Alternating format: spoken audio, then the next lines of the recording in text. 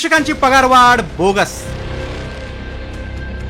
बनावट GR काढून शिक्षकांची फसवणूक, बनावट GR मधून पगारवाढीचं रॅकेट.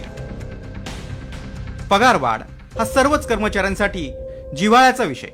मात्र याच पगारवाढीमुळे राज्यात अनेक शिक्षकांची फसवणूक झाल्याच्या रॅकेटचा पर्दाफाश झालाय. विशेष म्हणजे या पगारवाढीसाठी चक्क बनावट GR काढण्यात आल्याची धक्कादायक बाब उघड झाली. पुणे जिल्हा शिक्षण मंडळाच्या माध्यमिक शाळांमधील कला शिक्षकांना पदवीधर वेतन श्रेणीचा लाभ मिळवून देण्यासाठी हा कारनामा करण्यात आला. आरोपी डॉक्टर दीपक चांदणेनं अशा 50 शिक्षकांना तब्बल 17 लाख रुपयांना गंडवलं. मात्र शिक्षण अधिकाऱ्यांना हा प्रकार लक्षात आल्यानंतर दीपक चांदणेचं बिंग फुटलं.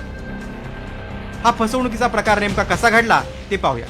19 ऑक्टोबर 2024 ते 27 डिसेंबर 2024 दरम्यान हा प्रकार घडला. AM ही पदवी मिळवल्यानंतरच वरिष्ठ वेतन श्रेणी. मात्र दीपक चांदणेनं ATD पदविका कला शिक्षकांना गाठलं. शिक्षक विभागातील ओळखीतून लाभ मिळवून देण्याचं चांदणेचं आमिष होतं. लाभाच्या बदल्यात 50 शिक्षकांकडून 17 लाख रुपये उकळले.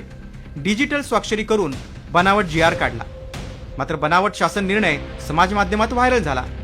शिक्षण अधिकारी डॉक्टर भाऊसाहेब कारेकरांच्या निदर्शनास ही बाब आली.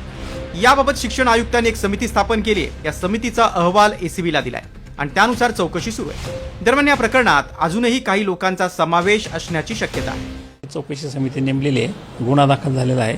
चौकशी पण चालू आहे आणि गुन्ह्यामध्ये काय निष्पन्न होईल त्याप्रमाणे कारवाई होईल. कला शिक्षकांच्या नियुक्तीच्या संदर्भातलं प्रकरण आहे, परंतु ते सर्व चौकशी त्या प्रकरणाची चालू आहे आणि चौकशीनंतर त्याच्यावर भाष्य करणं योग्य राहील. त्यामध्ये ब्युरोनी चौकशी केली आणि चौकशीमध्ये असं लक्षात आलं आहे की हा GR जो आहे हा बनावट GR आहे आणि या GRच्या माध्यमातून 50 कला शिक्षकांना जे डिप्लोमाधारक आहेत त्यांना वाढीव वेतन श्रेणी देण्याचा प्रयत्न केला गेला होता.